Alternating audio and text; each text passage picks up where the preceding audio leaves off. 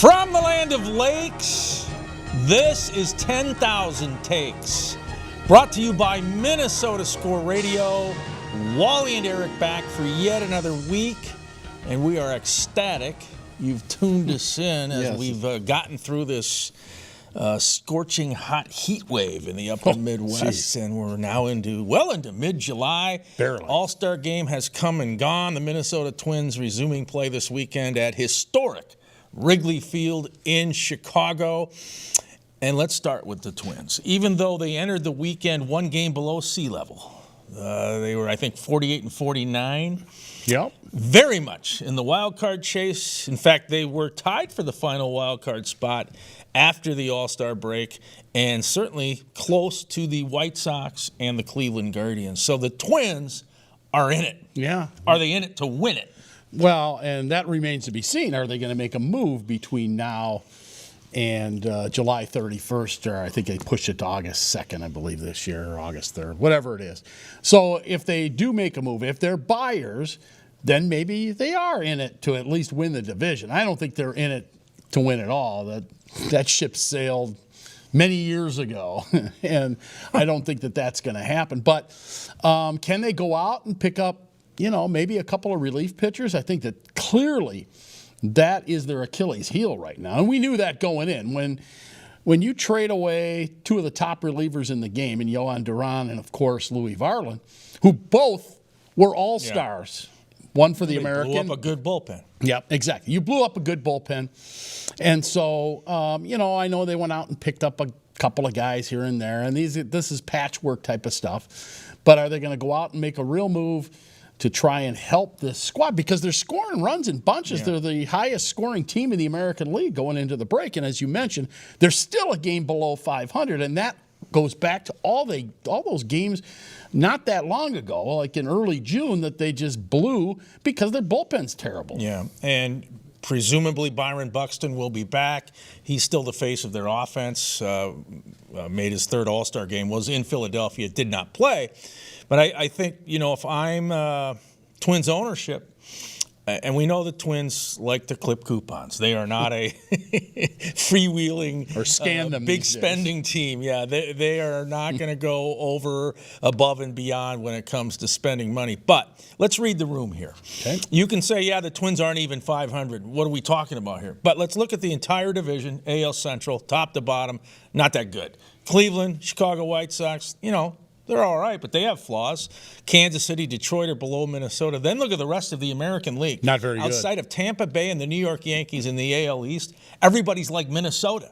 So this thing's wide open. It's up for grabs. And this would tell me, if I were in charge of the Twins, let's go for it. Because this is muddling mediocrity right now that exists. And can you pop up above the fray and actually be a pretty good team? Yeah, they have the opportunity. It's a matter of whether Tom Pohlad, was he blowing a lot of smoke back in January, February? Because he talked about it. He says, hey, I think we can compete. We're going to compete. We're going to do what we need to do to compete. And does that mean compete like on a daily basis, or does that mean we're going to compete, try to win the division, and see what we can do in the postseason, see what happens when you get to the postseason? And there's some truth to it. Get there, and you never know what will happen. I don't think that this is a World Series caliber team by any stretch of the imagination. The starting pitching has some holes too. Let's not kid ourselves here. They've got some guys that have thrown fairly well so far, but it's been up and down as well. And you don't have Pablo Lopez. We knew that back at the beginning of the season when he got hurt. So a lot of question marks remain for this squad. There's no doubt about it. But they've won 5 series in a row going into the All-Star break. I believe it's 7 out of 8 or 8 out of 9, something like that. They're on a little bit of a roll. Let's see if they can take advantage of that, go into Chicago, go into Wrigley, win a series. Then they've got Cleveland, and they're going to go to Cleveland, and we'll see what they're made of. I think that those first 6 games out of the break could determine what's going to happen here before the All-Star or before the trade deadline. These are huge games. The Cubs are solid. They're in the mix in the NL Central, which is top to bottom one of the best divisions in Major League Baseball. So this will be a challenge at Wrigley on Friday, Saturday, and Sunday. And you mentioned Cleveland. Of course, they took 2 out of 3 from the Guardians last week. So Cleveland will be looking for some revenge. And they know the Twins are now in that rearview mirror. They can't take them lightly. So I think the whole thing shapes up to be very interesting. And the Twins, Tom Pohlad, you could flip the script here by being aggressive. And even if it's just renting a player or two for, let's say, August and September, and you hope October, because that means if you get to October, you're in the postseason, that would pay some dividends. Even if the guy's not going to come back, so what? Teams do it all the time. Make your run, get your fan base re-energized, because the Twins, they're still very low in MLB attendance. I believe they're 25th, averaging 20,000 a game. And they got a bump when the Dodgers were here for those 3 games. If the LA Dodgers weren't here, they'd be at about 18,000 a game on a nightly basis. All right, quickly, we got 1 minute. I want to get your first half Twins surprise, first half Twins MVP. Who do you got? Surprise is going to be a tie. How about Taj Bradley? That was a good thing they did a year ago when they blew the team up with that fire sale in the Griffin Jacks deal with Tampa Bay. Okay. And also Cody Clemens. I don't think we give Cody enough attention. He's hitting with power. He's versatile. They move him around a lot of different positions, Swiss Army knife type of guy. So Bradley and Clemens. All right. I'm going to go with Josh Bell. Fair enough. I know that they went out and got this guy to do what he is doing. But he's had some up and down years. He was with Cleveland just a couple of years ago, and they let him go at the middle of the season. They traded him away before the trade deadline on the year that they signed him. So he has come back, and he's had a nice year for the Twins, and he's a switch hitter. I really like what he has done so far. And I'm going to agree with you on Cody Clemens. He's my MVP right now. Yeah, I'll still give you the MVP. Outside of Buxton. It's got to be Byron Buxton. But look, Buxton has to return and play 80 to 90% of the games from here on out if this team's seriously going to play in the postseason. No doubt about it. All right, we're going to talk some more baseball with a guy who follows these Twins every single day. All right, Bobby Nightengale, Minnesota Star Tribune, in the on-deck circle. We are 10K Takes, your Twins ticket.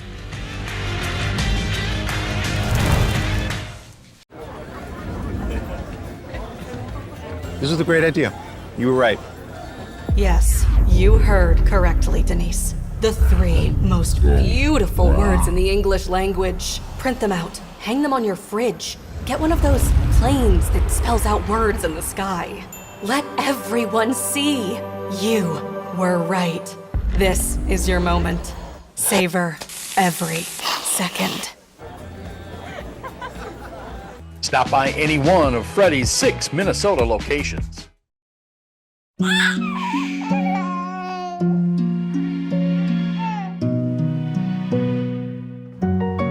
Seeing clearly matters. Being seen matters more. Nobody cares for eyes more than Pearl. Let your adventure begin in Lakeville, Minnesota. We have over 90 places to grab a bite to eat, and we're close to the Mall of America, Valley Fair, and the Minnesota Zoo, plus hotel packages and great rates. Visit Lakeville. We're serious about fun all year round. Welcome back. Minnesota scores 10,000 takes, and we are at the unofficial midway point of the Major League Baseball season, the All-Star break, the All-Star game in the rearview mirror. And your Minnesota Twins, as we discussed, still in the thick of the chase. And let's now discuss those Minnesota Twins with our friend Bobby Nightengale. He is the Twins beat writer for the Star Tribune. Okay, Bobby, are you surprised where they're at, or did you kind of figure this is where they would be? 1 game below 500, hanging in this mediocre Central race. I mean, record-wise, probably along the lines of what I was thinking, but the way they got there, definitely not. I mean, after the bad start they had, Ryan Jeffers spending 2 months on the injured list, some of the pitching injuries that they've had, the bullpen being as bad as we imagined kind of entering the season.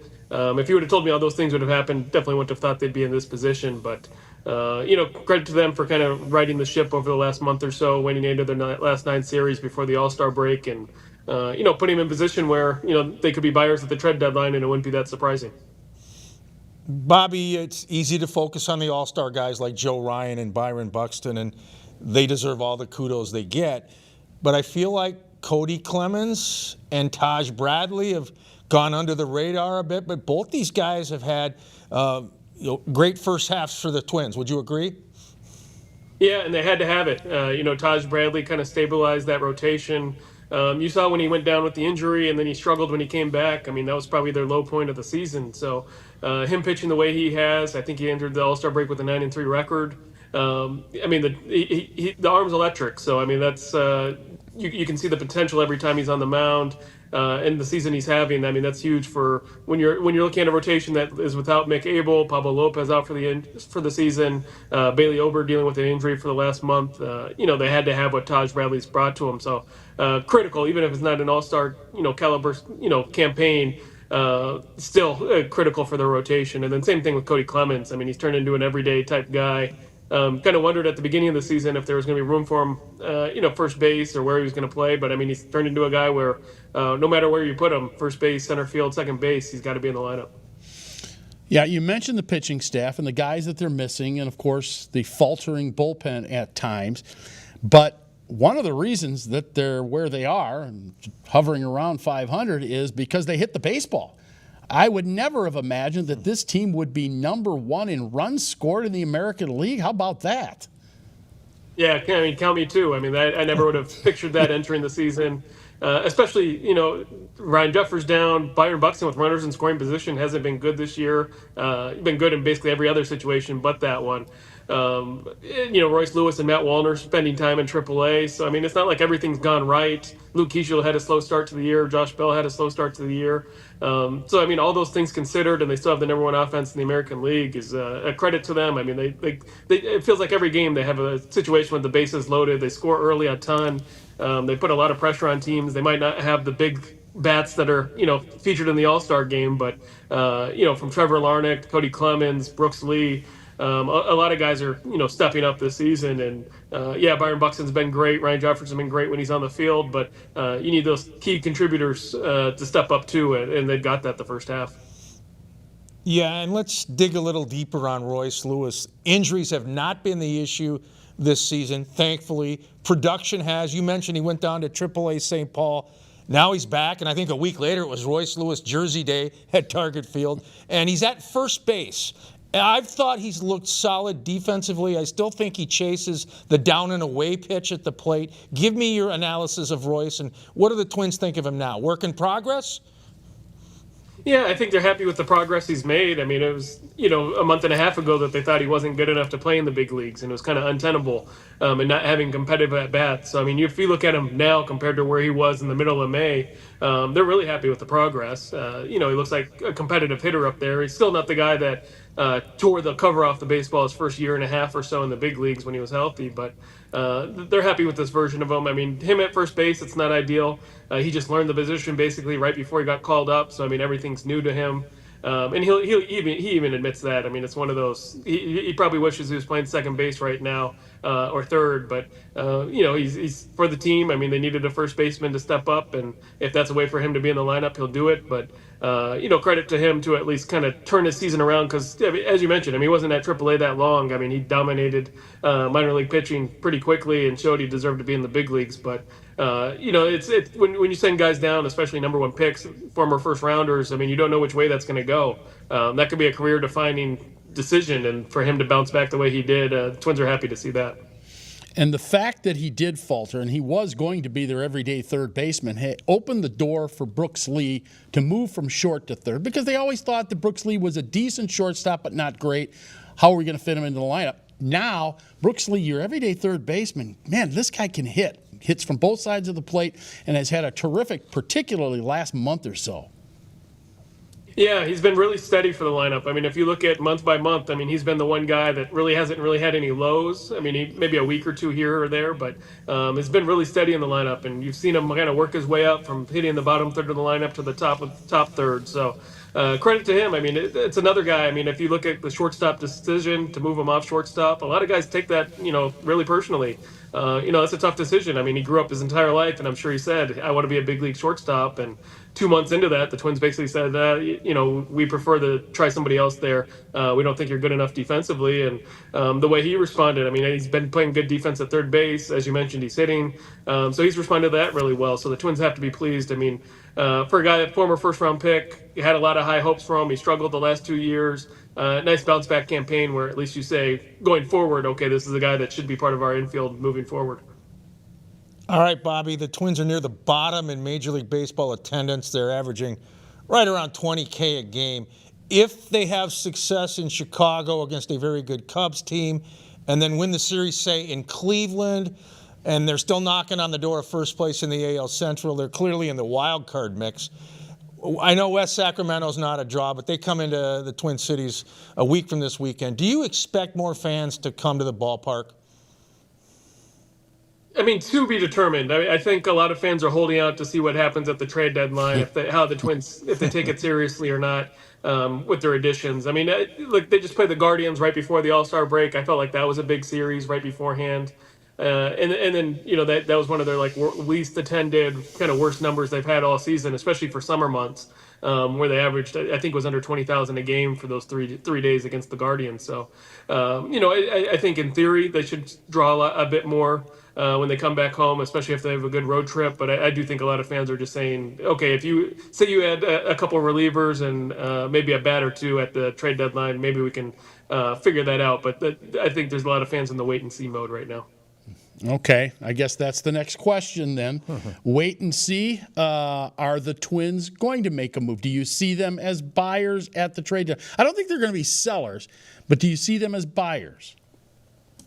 I mean, I think it'll depend how this road trip goes. I mean, if they get beat up by the Cubs and they have 4 games against Cleveland right after that, and say they lose against the A's after, say they have a terrible coming out of the All-Star break, which is what happened last year. I felt like they were in the same spot last year where the front office had an open mind. Okay, we'll see what we do based on how these next 2 weeks go. And the Twins flopped last year. If you remember, they got beat up by the worst team in baseball, the Colorado Rockies, lost the series to the Dodgers and lost the series to a last-place Nationals team. And that's basically when they pulled the plug and started trading everybody.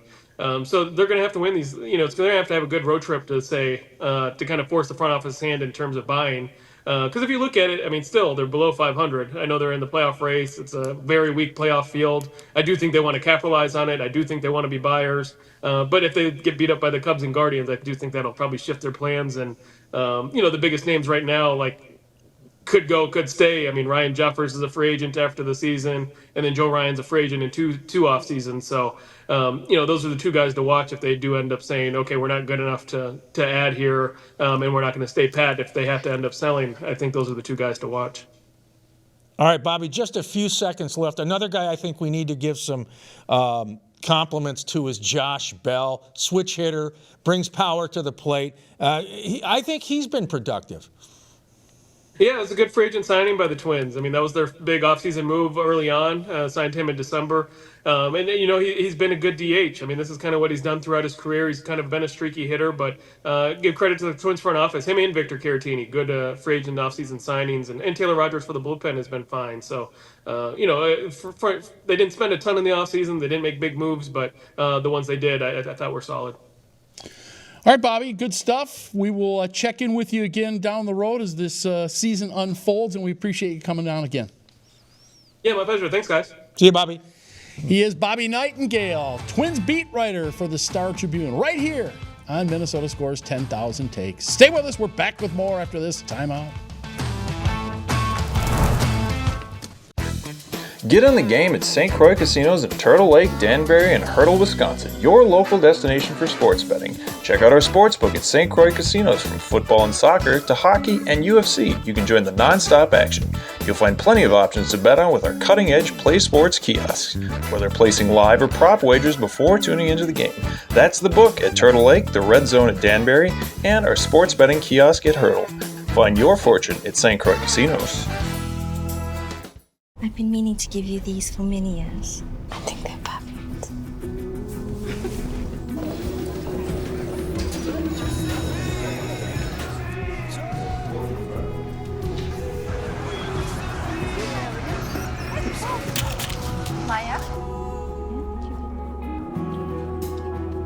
Oh, I more earrings. Why didn't you try these? It isn't just about vision. It's about care. Nobody cares for eyes more than Pearl. I just get the feeling somebody's going to do something. They are crushing this hole, aren't they?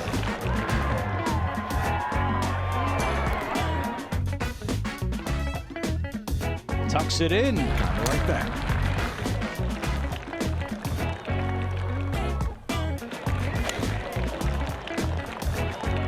See the bright blue skies and the sunshine high above.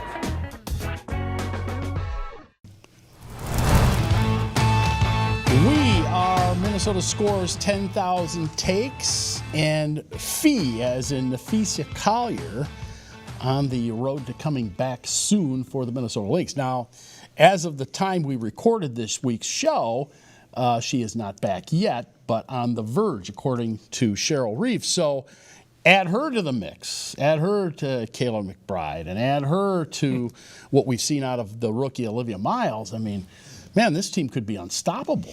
Well, they have to be the favorite, I would think, to win the WNBA title, which would be number 5 in franchise history for the Lynx. You know, there will be a little bit of a process of getting Fee back into game shape and integrating her with some of these teammates that she really hasn't played with yet, like Miles and Nia Coffey and some of the others. But it's a great problem to have. And I think, like I said about Byron Buxton earlier, if the Minnesota Lynx are going to go on a deep playoff run and maybe bring us another championship parade here in the Twin Cities, you need Nafisa Collier. She's a multi-all-star. She's the face of the franchise. She's a team leader. So that's the good news. And the fact they've been able to win without her is a credit to the depth of the team, also to Cheryl Reeve, the WNBA's winningest regular season coach in history. Also, we should give props to the W the other day in Montreal, the Toronto Tempo, the expansion team against Dallas Wings and Paige Beckers, who's from Hopkins, as we all know, here in the Twin Cities. 20,000 plus. Single game record crowd for the WNBA, and it happened in Canada. Did not happen here at home. All right, we got about a minute and a half here. I wanted to bounce back to Major League Baseball for the last minute and a half of this segment because we already gave who we thought the Twins' mid-season surprises and MVP outside of Byron Buxton are. Give me some thoughts here on the halfway point, or actually just past the halfway point in Major League Baseball. What surprises you the most so far this season, and what are you looking for as far as when this thing wraps up in October? To me, biggest surprise has to be the Chicago White Sox. 2 years ago, they were historically bad. They may win the AL Central. Right behind them would be the Miami Marlins and Tampa Bay Rays, the two Florida teams who don't draw any kind of fans down there in the Sunshine State, but they win. Yeah, and both Tampa and Miami struggle at the gate. I mean, and they both have covers. They're 28 and 29 out of 30. Yeah, only the A's who play in a minor league park. The only team that trails them, and the other surprise for me is how mediocre the American League West is. Seattle hasn't really burst onto the scene like we expected, nor Houston. Where is Cal Raleigh? Talk about a flash in the pan. Yeah, talk about a flash in the pan. I think that Cal Raleigh might qualify for that. And I will say this before we hit the break. As much as I love Shohei, and he's probably going to win a Cy Young this year, I think your MVP in the AL right now is Yordan Alvarez of the Houston Astros. Yeah. By the way, your guy Shohei should have played in the All-Star. Well, we got to keep him ready for that three-peat. Stupid. All right. When we come back, it's Takes of the Day. You are watching Minnesota Scores 10,000 Takes. Stay with us.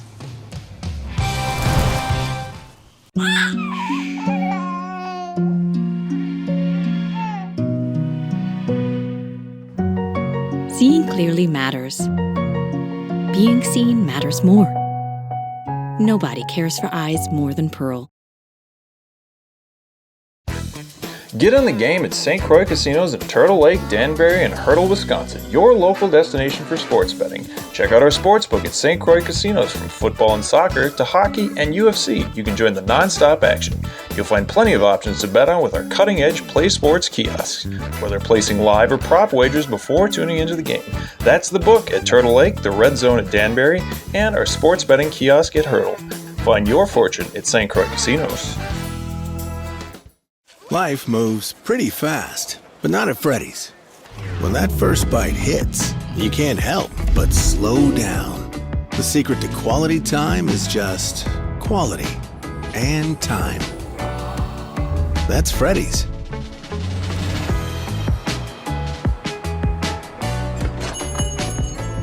Mom, what's wrong with them? That's called quality time. Don't stare. Stop by any one of Freddy's 6 Minnesota locations. Finding the ideal place to stay is important for business travelers. Lakeville, Minnesota is conveniently located off I-35, just south of the Twin Cities, with a variety of hotel choices. Lakeville offers convenient amenities such as shopping, walking trails, golf, and more. Our unique meeting spaces, historic downtown, live music, and over 60 dining options are sure to impress. Book your next stay in Lakeville and experience convenience, comfort, and quality. Find your perfect hotel at visitlakeville.org. 10K takes on television as we wrap up yet another episode.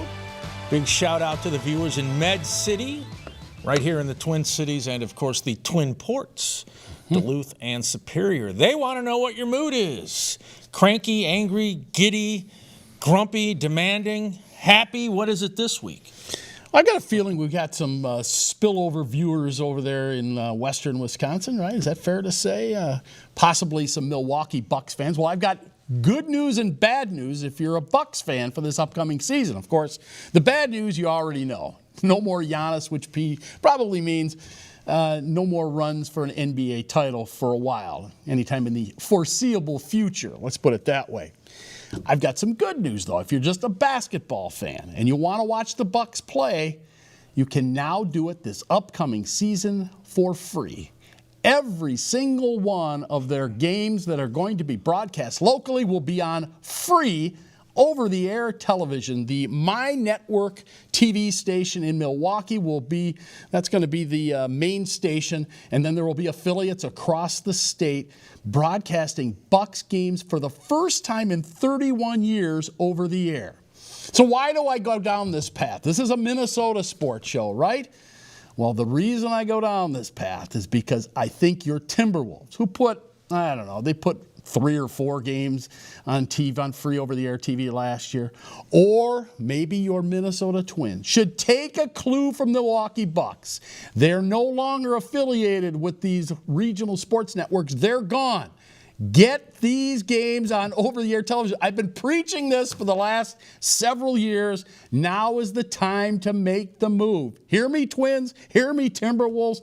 Heck, hear me, Wild. Get on over-the-air TV. It's where it's at. All right. Mood meter says demanding diva. I am. Telling the teams here in the Twin Cities how to do their own broadcasting business. I would expect nothing less. But it is a good idea. Yeah. Okay, my take of the day. Speaking of broadcasting, unless you had Netflix, which forked out $50 million the other night for MLB's Home Run Derby on Monday in Philadelphia, you probably didn't see it. Now, I don't have Netflix either, but thank goodness YouTube put together a comprehensive highlight package that I watched earlier in the week. And based on what I saw, that was a very entertaining home run derby, won by Jordan Walker of the St. Louis Cardinals, knocking off the local favorite in Philly, Kyle Schwarber. Good. There was a lot of drama. It was tater time in Philly. But here's the deal. Okay, Major League Baseball, take the money grab from Netflix, just like the NFL does. We all know that song and dance.